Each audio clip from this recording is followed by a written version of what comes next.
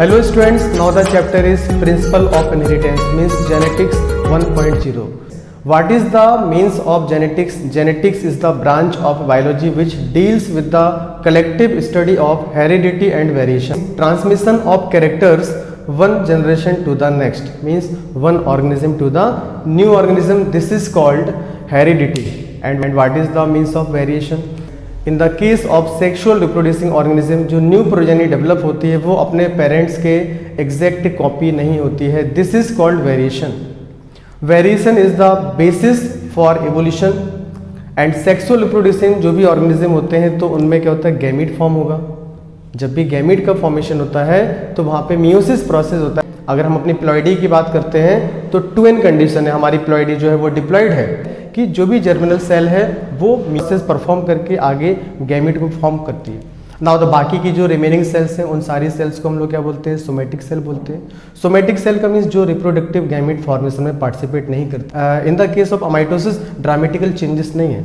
Meiosis और mitosis में जो आप क्रोमेटिन थ्रेड बोलते हैं, जिसको क्रोमोसोम बोलते हैं, उसी को डीएनए बोलते हैं, ये कई सारे ड्रामेटिकल चेंजेस परफॉर्म करता है. जो मियोसिस है ये केवल जर्मिनल सेल में परफॉर्म होगा. अब अगर फॉर एग्जांपल अगर ह्यूमन सेल्स की बात करते हैं तो हमारी सेल्स में 46 क्रोमोसोम है जो कि पेयर में रहते हैं. इनको बोलते हैं homologous chromosome. In the case of mitosis यहाँ पे पेरेंट सेल में भी 46 क्रोमोसोम है, डॉटर सेल में भी 46 क्रोमोसोम है. तो आप इसको एक एज अ क्लोनिंग का प्रोसेस बोल सकते हैं. क्रोमोसोम का जो डिस्ट्रीब्यूशन है वो उसका जो अमाउंट है बिल्कुल इक्वल है. ये वाला जो पार्ट है ये कहाँ पे परफॉर्म होगा, सोमेटिक सेल में परफॉर्म होगा. तो यहाँ पे कोई भी चेंज नहीं आएगा. जर्मिनल सेल जिसको हमने क्या बोला, गैमीट फॉर्मिंग सेल बोलते हैं, इसको बोलते हैं गैमीट फॉर्मिंग सेल. बाकी की जो भी सेल्स रिमेनिंग है उसको बोलते हैं सोमेटिक सेल. सोमेटिक सेल में हम लोगों ने बता ही दिया कि वहाँ पे माइटोसिस होता है. तो गैमीट फॉर्मिंग सेल जिसको जर्मिनल सेल बोलते हैं, तो यहाँ पे मियोसिस प्रोसेस परफॉर्म होगा. मियोसिस जो है वो दो पार्ट में डिवाइड होता है, मियोसिस फर्स्ट और मियोसिस सेकेंड. मियोसिस फर्स्ट में क्रोमोसोम नंबर हाफ हो जाते हैं. ये देखिए 23 क्रोमोसोम हो गए हैं. In the case of meiosis first, one parent cell divide in two daughter cell and the number of chromosome will be reduce, means will be half. इसके बाद आपने देखा यहाँ पे रिडक्शन हुआ, क्रोमोसोम यहाँ पे जस्ट एंड हाफ हो गया. तो मियोसिस के केसेस में ही एक पार्ट आता है क्रॉसिंग ओवर. दो क्रोमोसोम जब एक धुरे के साथ में है तो कहीं ना कहीं एक धुरे का इफेक्ट आ सकता है. कोई ना कोई एक्सचेंज, इन्फॉर्मेशन एक्सचेंज हो सकती है. जो अल्टरनेटिव फॉर्म है वो एक धुरे से एक्सचेंज हो सकते हैं.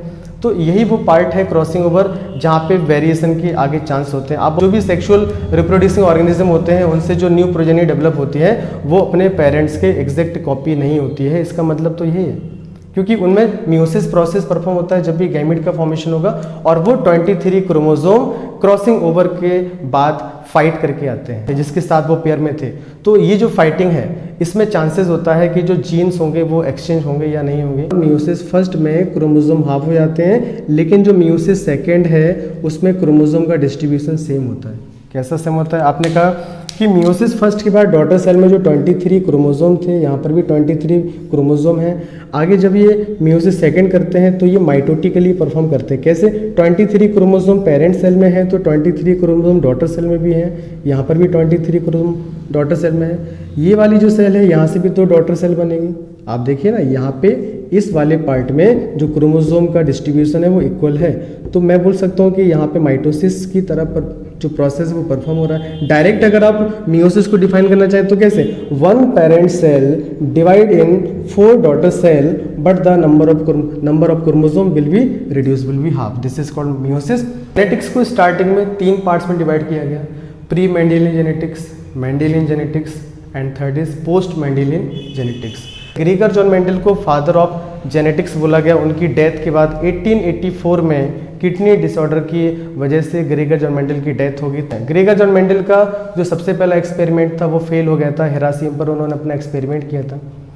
1900 में 3 साइंटिस्ट जिनके नेम है Hugo de Vries, Carl Correns, Erich von Tschermak, तो ये 3 साइंटिस्ट ने 1900 में जब रीडिस्कवरी की तो उसके बाद वो शॉक्ड हो गए. उन्होंने कहा ये रिजल्ट तो 34 ईयर्स पहले ही आ चुका है.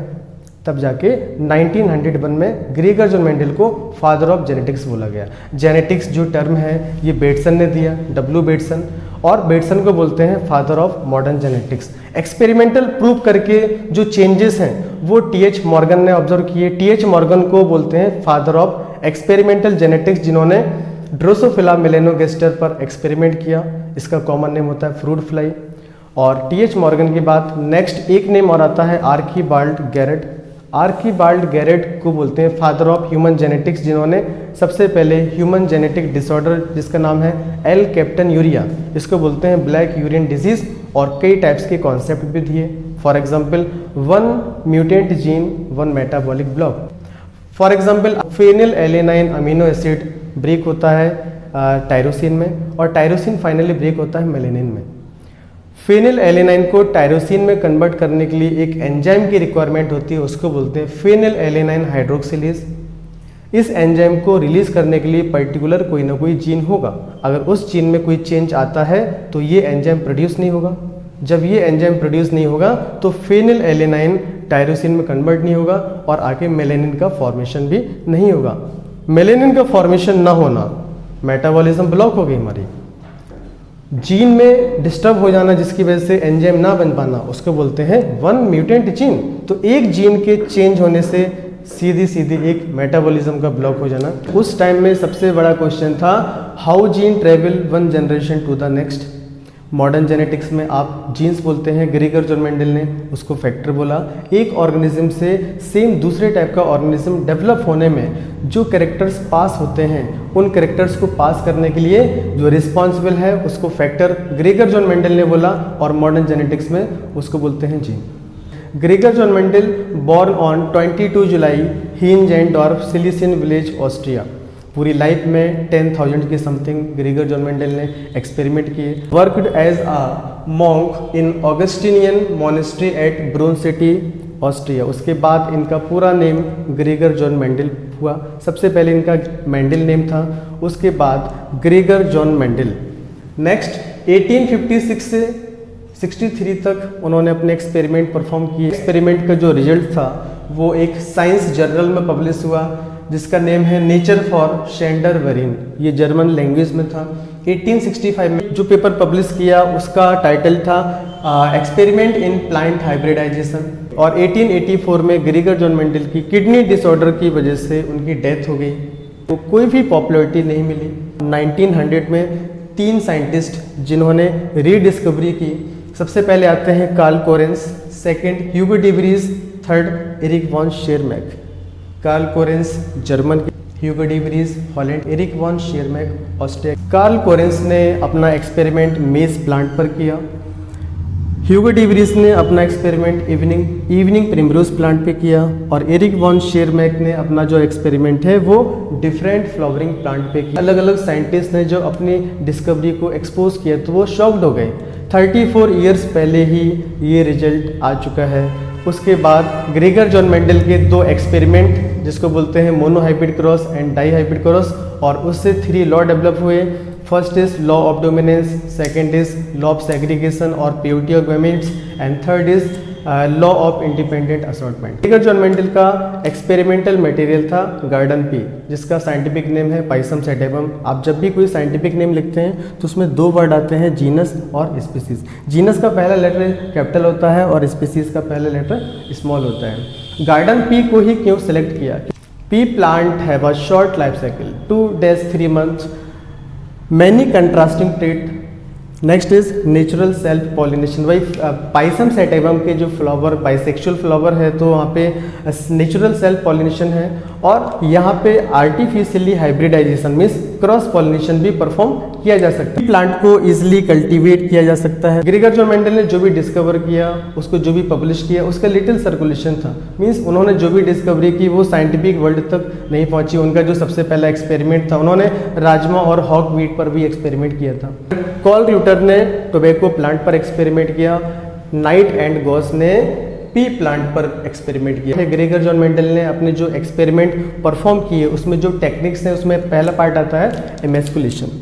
एमेस्कुलेशन मीन्स होता है removal of anther in immature stage of a flower. Flower जब बडिंग स्टेज में होता है उसी टाइम में उसका जो मेल पार्ट है, जो एंथर है, उसको कट कर दिया जाता है। इसको बोलते हैं emasculation. Now the second part will B bagging. अब फ्लावर में जब आपने स्टेमिन और एंथर को कट कर दिया है तो उसमें केवल फीमेल रिप्रोडक्टिव पार्ट बचा हुआ है जिसको बोलते हैं कार्पिल और पिस्टिल। तो कार्पिल और पिस्टिल में अनवांटेड पॉलन ग्रेन फ्यूज ना हो, पॉलीबैग से उसको रैप कर देते हैं। उसके बाद क्रॉस पॉलिनेशन परफॉर्म और उसके बाद आती है F1 जनरेशन। तो फाइनली ग्रेगर जॉन मेंडल के बारे में अब हमें दो एक्सपेरिमेंट के बारे में पढ़ना है और सबसे पहला है मोनोहाइब्रिड क्रॉस और दूसरा है dihybrid cross. When we consider inheritance of one character, this is called monohybrid cross. Gregor John Mendel ने सबसे पहले टॉल एंड डॉर्फ को क्रॉस किया। What is the difference between character and trait? First point is character. For example, height is a character and height may be tall, may be dwarf.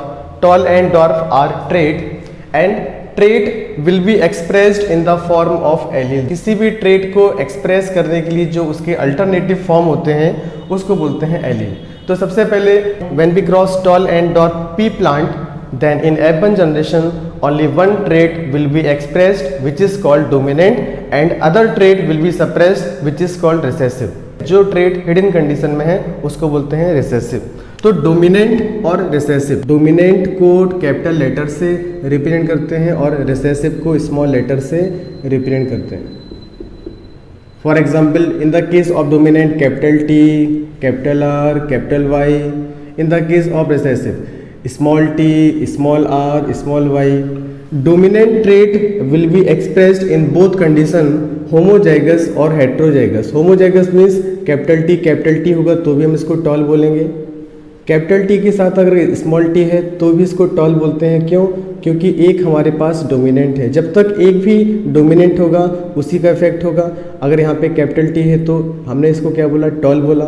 Recessive की केवल एक ही condition है, जो recessive है वो केवल होमोजाइगस कंडीशन में ही express कर सकता है। फॉर एग्जांपल आपने कहा कि जो डॉर्फ है वो स्मॉल t है, इसके बाद ग्रीन में आपने बोला स्मॉल y है, रिंकल्ड में स्मॉल r है। तो इसका मीन्स जो रिसेसिव ट्रेट है वो केवल होमोजाइगस कंडीशन में ही एक्सप्रेस करती है, लेकिन जो डोमिनेंट ट्रेट है वो होमोजाइगस और हेट्रोजाइगस दोनों कंडीशन में खुद को एक्सप्रेस कर। तो F1 जनरेशन में जो ट्रेट एक्सप्रेस करती है उसको बोलते हैं डोमिनेंट और जो ट्रेट सप्रेस होती है उसको बोलते हैं recessive. This is called law of dominance. तो मोनोहाइब्रिड क्रॉस के F1 जनरेशन के रिजल्ट से यहाँ पे लॉ ऑफ डोमिनेंस प्रूव होता है।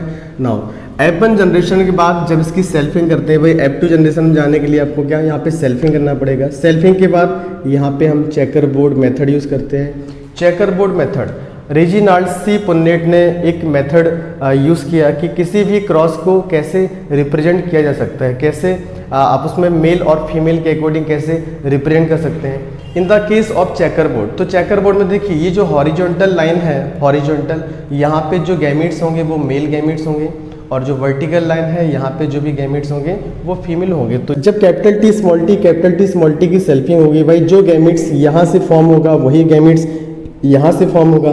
तो एक साइड आपने कैपिटल T और एक साइड स्मॉल t लिखा, ये दोनों गैमेट्स इसके फॉर्म हो गए और इसकी भी सेम वही गैमेट्स फॉर्म हो गए। तो कैपिटल T आ गया और ये स्मॉल t आ गया, इसको इसके साथ फ्यूज़ करेंगे तो कैपिटल T आ गया, इस कैपिटल T को इसके साथ फ्यूज़ करेंगे तो कैपिटल T स्मॉल t आ गया। अब आए स्मॉल t का नंबर, तो भाई डोमिनेंट को पहले रखना है तो कैपिटल T हमारा पहले आ जाएगा।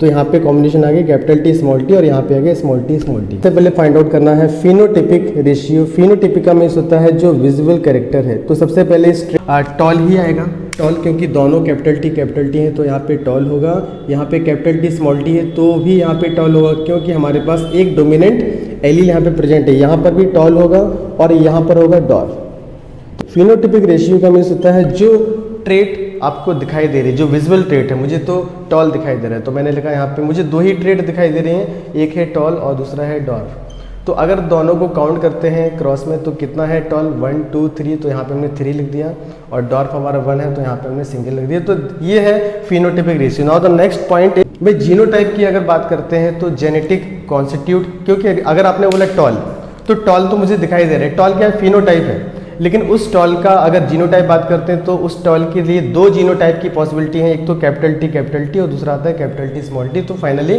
यहाँ पे मोनोहाइब्रिड क्रॉस आपका F2 जनरेशन में कंप्लीट हो गया। तो फाइनली यहाँ पे F2 जनरेशन का रिजल्ट आ गया है।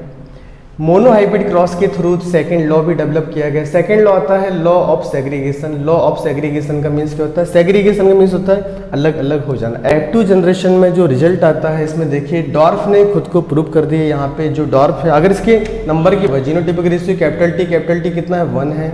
कैपिटल टी स्मॉल टी कितना है? 2 है। और स्मॉल टी कितना है? 1 है। तो फाइनली 1:1 इसका जीनोटाइपिक रेशियो है और 3:1 इसका फेनोटाइपिक रेशियो है।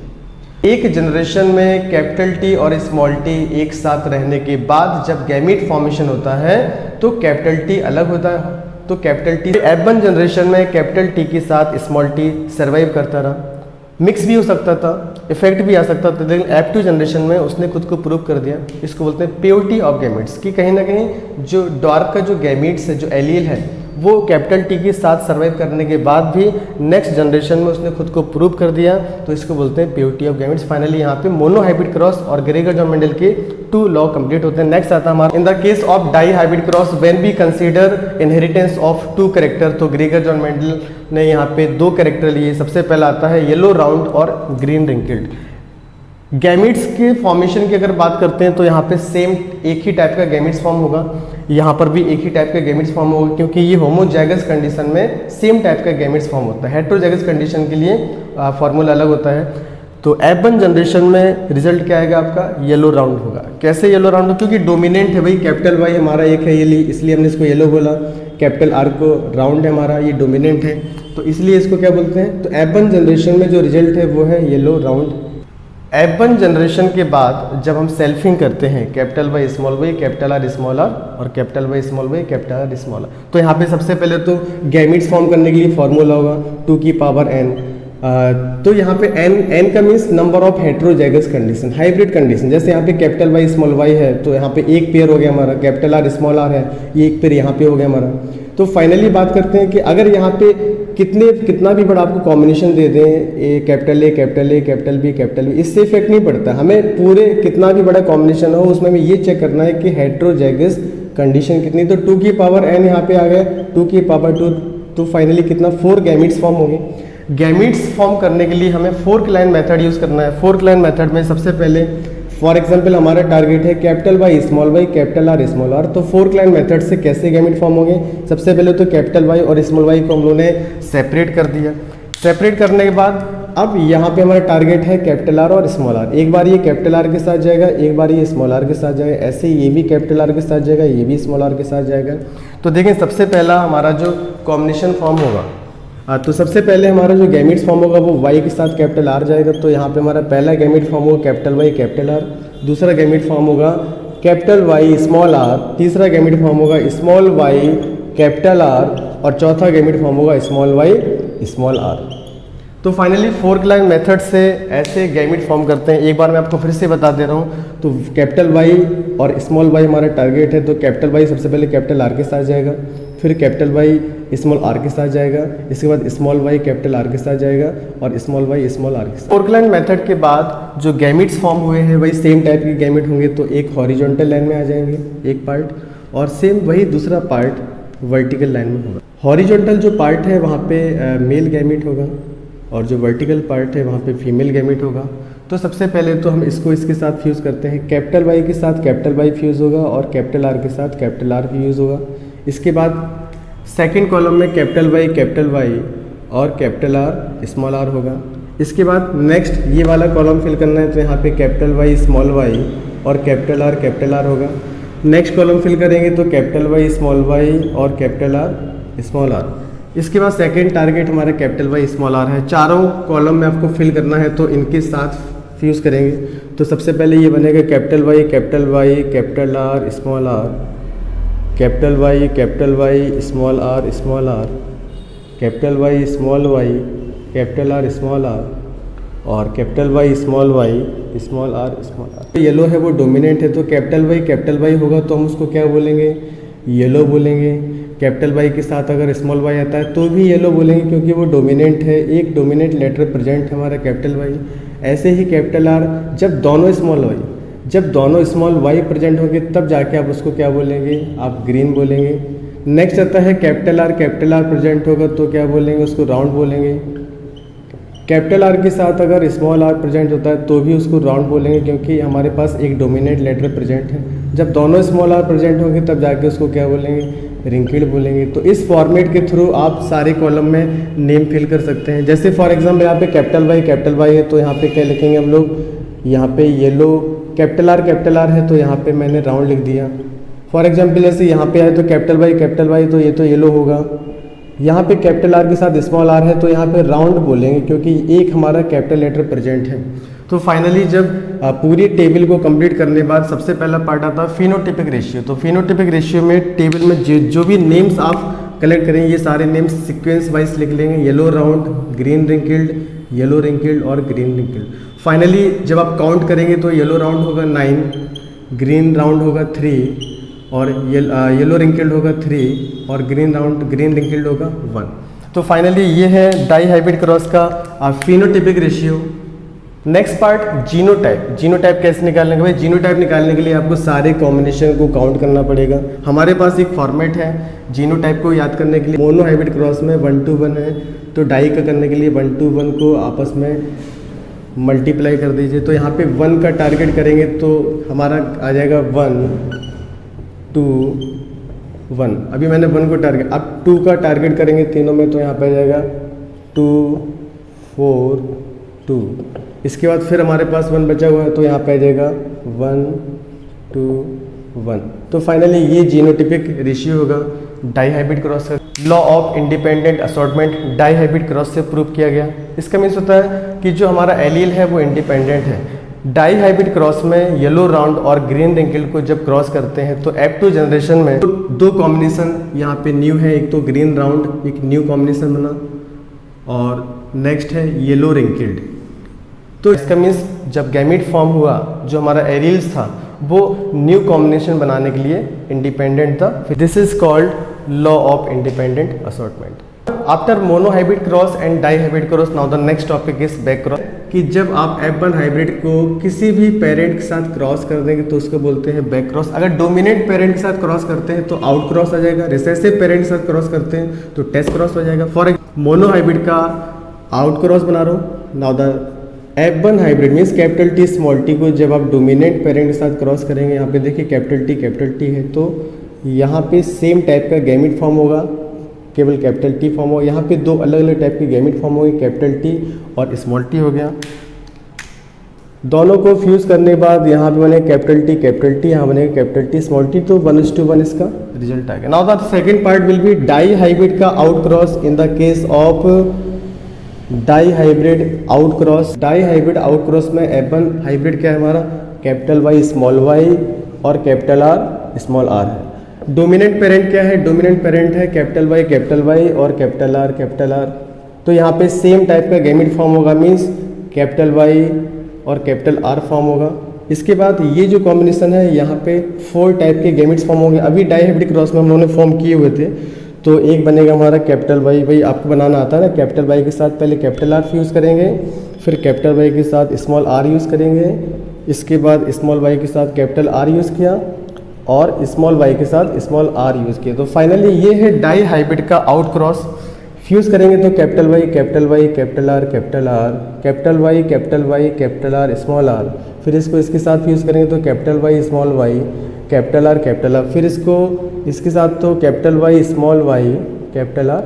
तो 1:1 इसका रेशियो आ गया। तो डाई हाइब्रिड आउट क्रॉस का भी रेशियो 1:1 है। ऐसे ही आप टेस्ट क्रॉस फॉर्म कर सकते हैं। मैंने यहाँ पे डोमिनेंट पेरेंट लिया है, आपको यहाँ पे सेम इसी फॉर्मेट में आपको रिसेसिव पेरेंट यूज़ करना है। एक टॉपिक और आता है रेसिप्रोकल क्रॉस। रेसिप्रोकल क्रॉस का मीन्स होता है जैसे for example mono hybrid cross को अगर 2 बार परफॉर्म किया जाए, टॉल को एक बार मैंने मेल बोल दिया और जो डॉर्फ है उसको फीमेल बोल दिया। ऐसे ही सेम उसी टाइप का दूसरा एक्सपेरिमेंट परफॉर्म करते हैं, तो टॉल को मैंने फीमेल बोल दिया और डॉर्फ को बोल दिया मेल। तो फाइनली ग्रेगर जॉन मेंडल की जो भी कॉन्सेप्ट थे, जो भी एक्सपेरिमेंट थे, वो यहाँ पे फाइनली कवर होते हैं।